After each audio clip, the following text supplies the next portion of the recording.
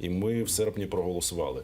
Тепер дії будуть наступні. І насправді так, я думаю, і буде. Перше, Мінфін США оприлюднить список, що він і зробив.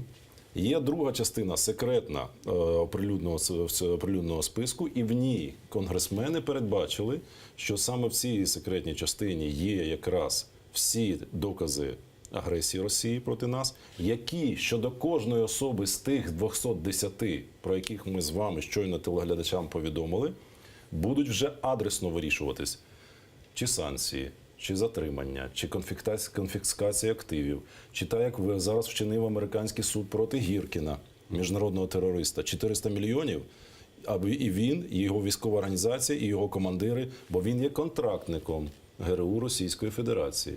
Тобто далі відповідальність. Не тільки на Гіркіна, а на всю російську державу.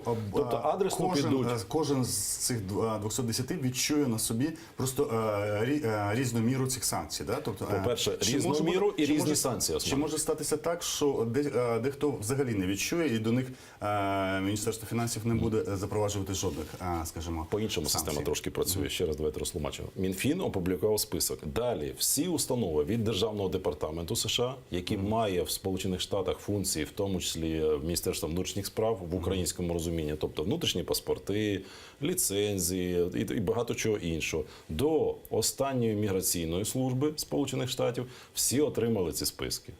І якраз секретна частина цього списку передбачає, що тепер кожне відомство перевірить по кожному прізвищу, чи були правопорушення, чи ні, які відносини мав, чи ні, ховав, крав гроші, чи ні. Ось на